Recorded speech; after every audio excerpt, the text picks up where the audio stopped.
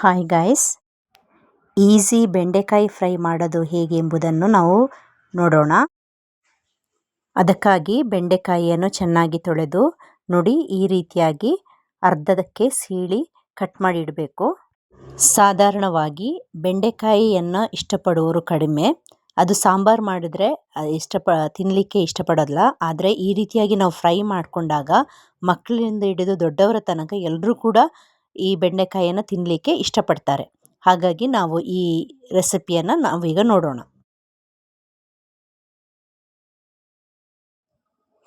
ಮೊದಲಿಗೆ ನಾನಿಲ್ಲಿ ಒಂದು ಪ್ಯಾನನ್ನು ತಗೊಂಡಿದ್ದೀನಿ. ಆ ಪ್ಯಾನಿಗೆ ಸ್ವಲ್ಪ ಅಡುಗೆ ಎಣ್ಣೆಯನ್ನು ಹಾಕ್ತಾ ಇದ್ದೀನಿ.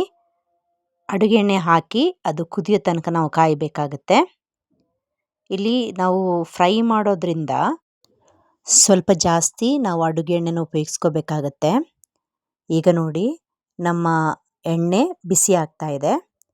ಈ ಸಂದರ್ಭದಲ್ಲಿ ನಾವು ಹೆಚ್ಚಿಟ್ಕೊಂಡಂಥ ಬೆಂಡೆಕಾಯಿಯನ್ನು ಎಣ್ಣೆಗೆ ಹಾಕೋಣ.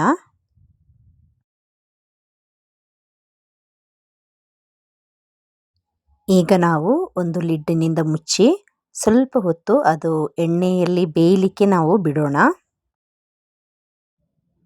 ಒಂದು 5ರಿಂದ 7 ನಿಮಿಷ ಆದಮೇಲೆ ನಾವು ಅದನ್ನು ತೆಗೆದು ನೋಡಿದಾಗ ನೋಡಿ ಈ ರೀತಿಯಾಗಿರುತ್ತೆ.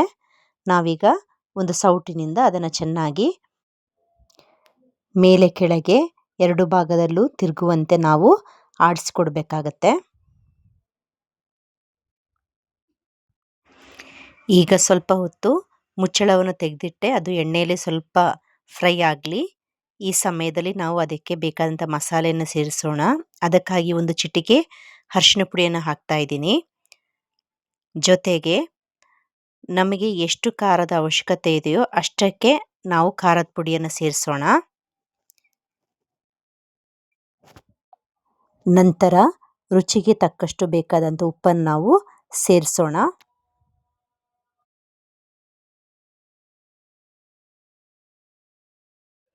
ಇಷ್ಟೇ ಮಸಾಲೆ, ಬೇರೆ ಯಾವ ಮಸಾಲೆ ನಾವು ಸೇರಿಸ್ತಾ ಇಲ್ಲ.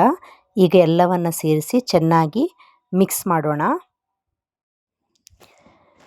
ಹಾಕಿದಂಥ ಮಸಾಲೆ ಎಲ್ಲ ಬೆಂಡೆಕಾಯಲ್ಲೂ ಸಮನಾಗಿ ಹರಡುವ ಹಾಗೆ ನಾವು ಚೆನ್ನಾಗಿ ಮಿಕ್ಸ್ ಮಾಡ್ಕೋಬೇಕಾಗತ್ತೆ. ನೋಡಿ ಗೈಸ್, ಈ ಥರ ನಾವು ಚೆನ್ನಾಗಿ ಮಿಕ್ಸ್ ಮಾಡಬೇಕಾಗತ್ತೆ.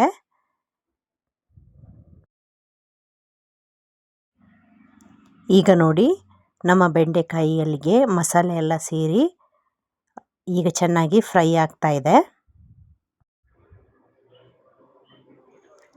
ಈಗ ಬೆಂಡೆಕಾಯಿ ಚೆನ್ನಾಗಿ ಬಾಡಿ ಅದರ ಒಂದು ಹಸಿ ವಾಸನೆ ಎಲ್ಲ ಹೋಗಿ ಚೆನ್ನಾಗಿ ಫ್ರೈ ಆಗ್ತಾ ಇದೆ.